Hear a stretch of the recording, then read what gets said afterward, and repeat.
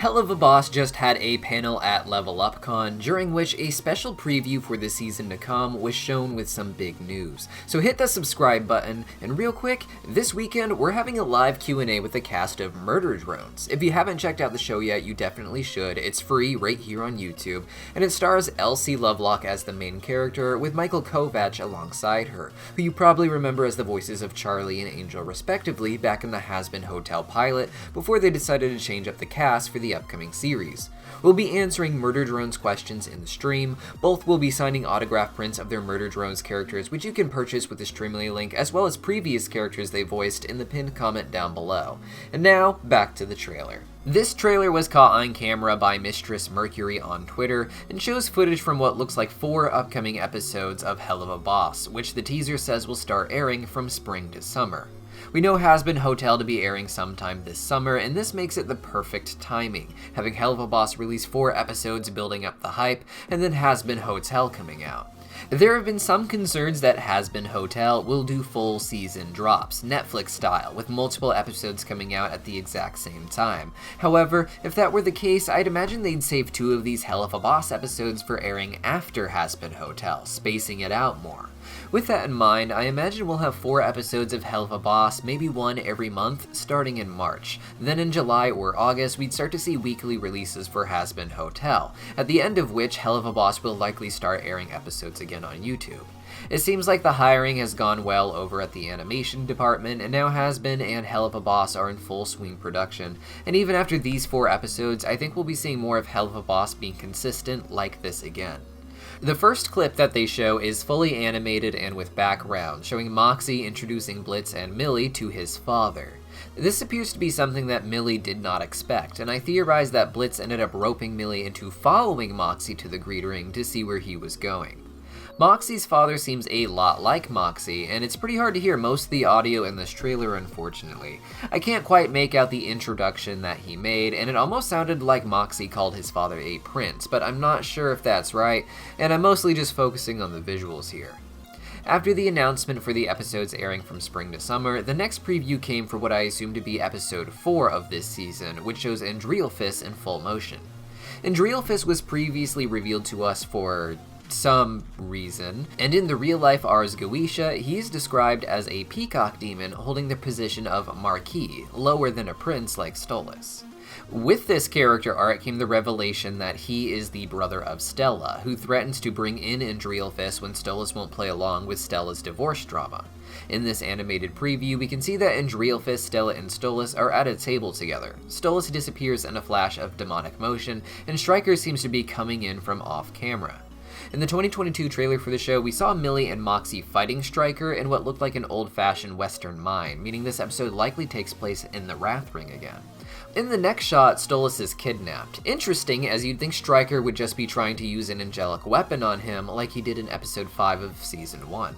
Stolas is describing this situation on the phone. Blitz and the Imp Gang see this happening while talking on the phone, and then we get the line art update for the epic fight scene teased to us in the 2022 trailer, which looks awesome and got some well-earned cheers from the crowd. The new additions added to it were also quite epic, and I'm looking forward to this episode quite a lot. Following this, there was a shot of Blitz and Moxxie interacting in the office, nothing crazy, but afterwards there was a crazy funny shot of Moxxie dressed as a woman sitting down to talk to some girls. This appears to be a mission on Earth, which gets me thinking that they are targeting some high school girl. Millie seems like the best candidate to go in for this situation and kill their target when no one is looking, but Moxxie is known for sniping, and him dressing as a woman may have been the only option to get him where they needed to get him to kill their target. I look forward to seeing Moxxie do his best to fit in with human teenage girls, who I imagine he thinks he can reason with on some level, only for them to be vicious and mean to him. My favorite part of this trailer was when we saw a human transform into an imp, who appears to be Blitz's sister, Barbie Wire, who we had previously seen in photos both on the walls of the office and on Blitz's phone. This whole thing is nuts because in another shot we see the girlified Moxxie fighting Blitz's sister. Why she is on Earth is a bit of a mystery, however we know Vraska was sent up to Earth to perform as a human to entice people into lustful actions, and while she is a famous rock star succubus, plenty of other succubus of lower levels were sent up as well in order to mingle with the humans. Blitz's sister Barbie Wire is claimed by Vraska to be washed up and in rehab, and I can imagine this being something of a low-level lust mission that she is sent on, being sent to some high school to be the it girl, act really loose to get other girls to copy her, and then move on to the next town. Barbie is an imp, of course, not a succubus, but seems to work in the same industry as Vraska, with them being in the same rehab as Vraska jokes about in episode 3. Perhaps Barbie is the target that someone in hell called out through IMP, and that is why Moxxie ends up going for the kill even after her disguise is removed. But it's still odd considering that he has a poster of her at his workplace on the wall from her days in the circus with Blitz. Whatever is really going on here is probably a lot more complex than we can theorize about, and it gets me very excited. Next up came a shot of Blitz holding up Luna in what appears to be the Sloth Ring, which is the lowest of the 7 rings of hell, and not one that we have seen before. In some shots of the Pride Ring, particularly in the pilot, the morning sky looks a bit pink, which we know to be the color of the sky in the Sloth Ring, so this may just be the case here too. However, the pink is so distinct that I can't help but imagine that it is in fact the Sloth Ring this time.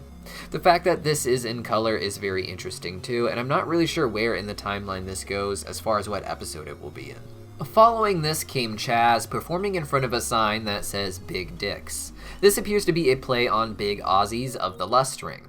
The Greed Ring is interesting in that it apparently copies everything it can from somewhere else in order to make a buck without any creativity.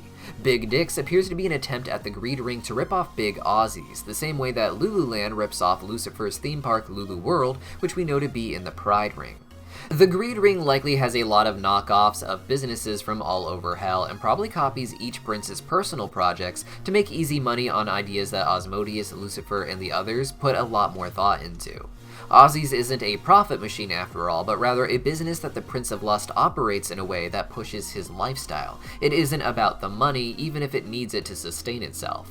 Chaz, we know, will be someone from Moxxie's past, someone with a sexual interest in him, who appears at the home of Moxxie's father when the gang goes there in episode 3, something we know thanks to the gifts given to us on Twitter. Another colored shot shows Millie looking into the reflection of a knife, with another reflection on that knife showing some shark demons. We saw in the 2022 trailer that Millie goes on a murder rampage against some shark-like demons, and I think episode 3 will show her going to great lengths and fighting a lot of shark demons to help Moxxie and whatever he and his family have gotten caught up in. Throughout the end of the trailer, we see clips of Fizzarolli and Asmodeus interacting. They seem to flirt with each other, Fizz is eating some food, and for a moment we see Fizz even interacting with Blitz. It's hard to say why they cross paths, but in the 2022 trailer we saw that Fizzarolli was performing somewhere and that he'd have a scene with Asmodeus where they get caught canoodling after the newspapers reported about this behavior at Ozzy's club in episode 7. This episode looks pretty close to the end of the season, with us circling back to the drama that season 1 left off on, and who knows where this kind of story will go, not just in the episode, but in the rest of season 2, which I presume will resume again once the first season of Hazbin Hotel finishes airing. But what do you guys think? Let me know your thoughts on this wacky trailer in the comments down below, and I'll see you next time.